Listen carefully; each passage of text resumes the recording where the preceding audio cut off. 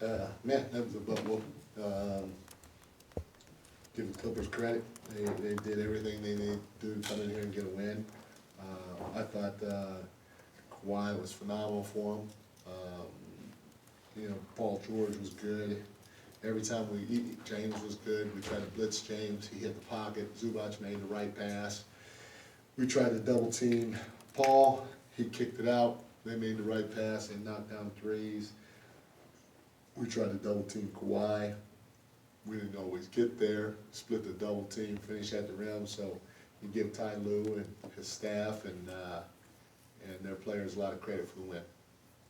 Mike, how surprising was it in that first half? I mean, there's obviously, a lot of talent on that team, but Yeah.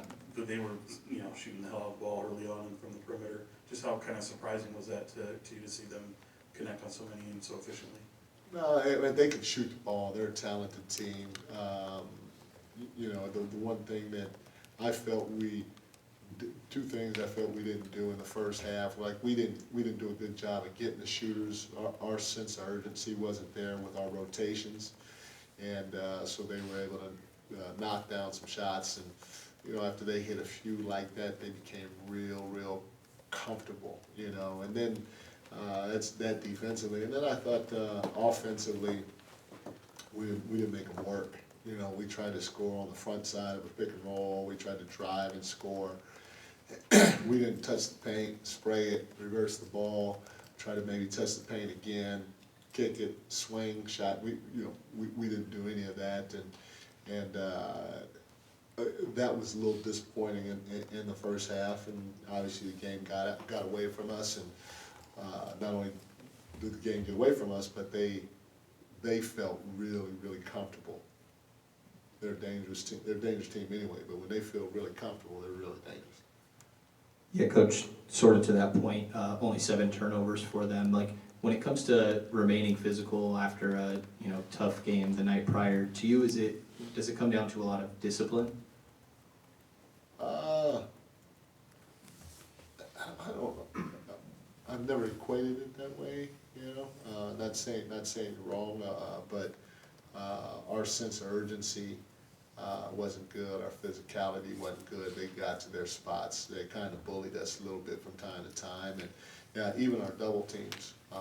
But in particular, our rotations out of our double teams. So I don't know if I equate it to discipline though. Mike, you left your starters in for a good portion, at least your rotational players, for a good portion of the fourth quarter. Yeah. Is that just like telling them, like, look, we got to figure this out. We got to figure out how to play in a back-to-back, and we got to play through this. It's just another one of those roadblocks we got to get through.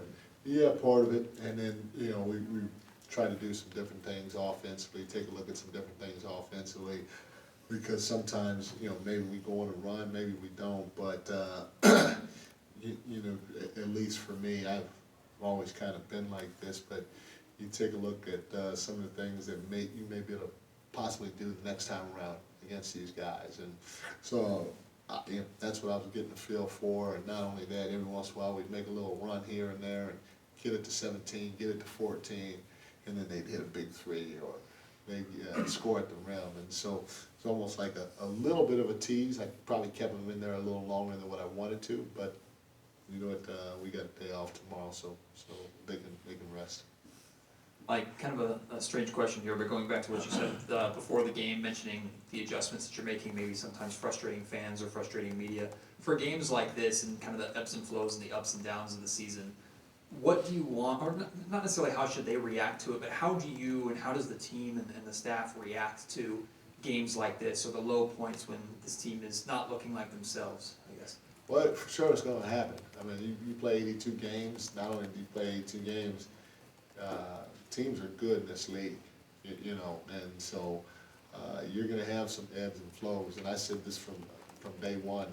We hope that we can keep trending this way, but the reality of it is it ain't going to happen. We're going to do this and take a step back.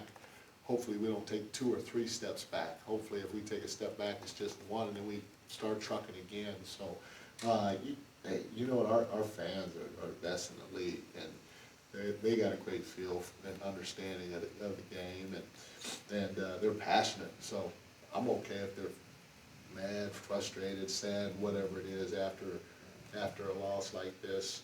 You guys can't be though. Not at all, but the fans can. And, you know, we get paid a lot of money and, you know, we know that the fans appreciate us, so, we have to make sure that we take it when it's bad, just like we do when it's good. Coach, yesterday you were saying that you hope the defense of the team will be 15th in the league and can probably even be the 10th in the league, has the potential to be at least. Yeah. What do you think it's going to take to get you guys there? Well, we're gonna have to come every single night with a sense of urgency, with a sense of physicality. We're gonna have to have a high level of communication. We're gonna have to be engaged 1 through 15, and we're gonna have to execute whatever game plan that we put in front of us. And it's hard to do, you know, especially when we're not as big as some of these other teams. You know, if you're 6'5", 6'9", 6'9", 6'11", 7'2", and you're long, you're athletic, you know, obviously you cover a lot of ground, and you know, you may be able to do some things individually on the defense end of the floor, but we have to defend our opponents collectively. It has to be 5 guys guarding the basketball. When that basketball moves, all 5 guys move. And, you know, we didn't do a good job of that tonight. Hopefully we'll do a better job of it going forward. 2 more. 77 minutes and 69 points in 2 games for De'Aaron here. What does it mean to have a star that, you know, is that seemingly consistent on a night-to-night basis, no matter circumstances? Obviously, he's a guy that can't be guarded, and you know, night in, night out, you're gonna get something from him on both ends of the floor, and and to be able to have that obviously is a good feeling, but he can't do it all by himself. We have to do it, like I said, on both ends collectively, and we didn't do a good job of that tonight. Hunter? Hey, Coach. Oh, sorry about that. All good. Career high for Sasha tonight. He was +6, had a couple deflections. What's your assessment just of his growth at this point?